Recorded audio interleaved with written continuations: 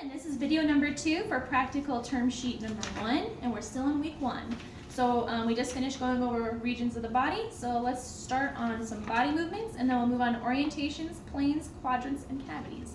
So starting off with movements, you'll see that there's kind of a word slash another word. That's because these words oppose each other. So for example, our first terms here are extension and flexion. So extension usually means increasing the angle of some kind of body part. So if I'm extending my arm at the elbow, I'm doing one of these. So that's extension. I can also extend my leg at the knee, extension, bringing my toes out, okay?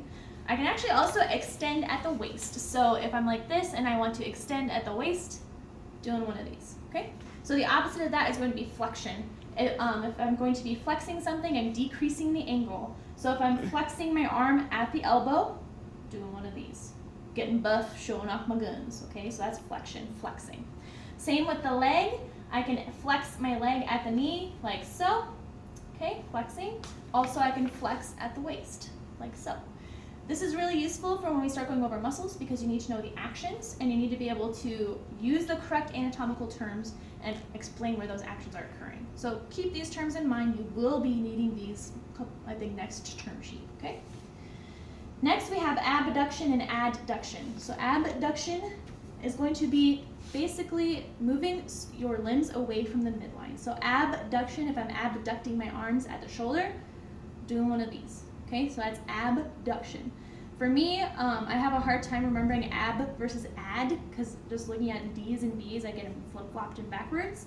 So I always think like abducting, or like if you're getting abducted by aliens, doing one of these. So you're moving away from the midline, you're abducting your arms at the shoulder.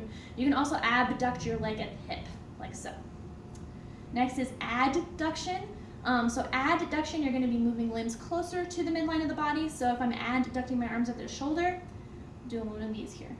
Some people like to think that you're adding to the thickness of your body. So if I have my arms out like this and I bring them down close to the midline, I've increased the width of my body. So people like to think ADD. So you can also adduct your leg at the hip. So this is me adducting.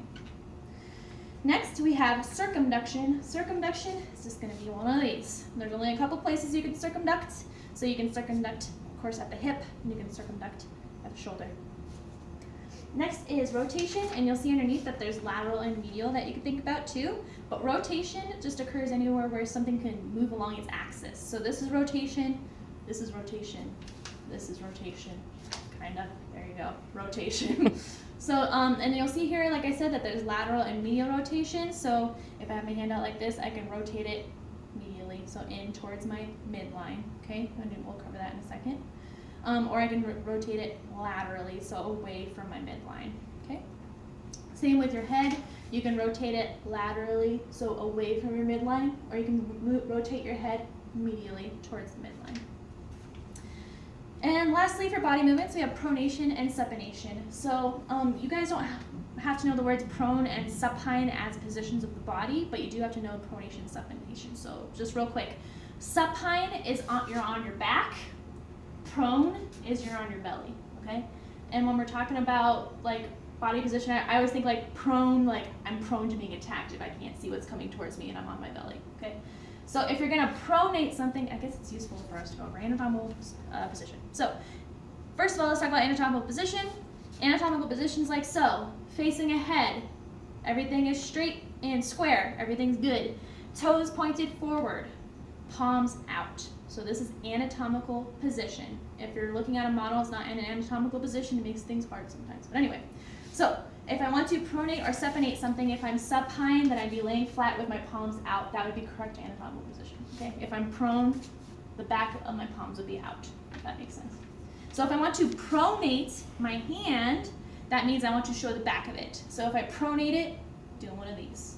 If I want to supinate it, I want to be in the supine position, so I want my palms out, just like if I were flat on my back in the correct anatomical position. The one way that you can remember this is for supination, you're holding a cup of soup. For pronation, you're pouring it out. Okay, so supination, pronation. Supine, prone. Okay? Okay.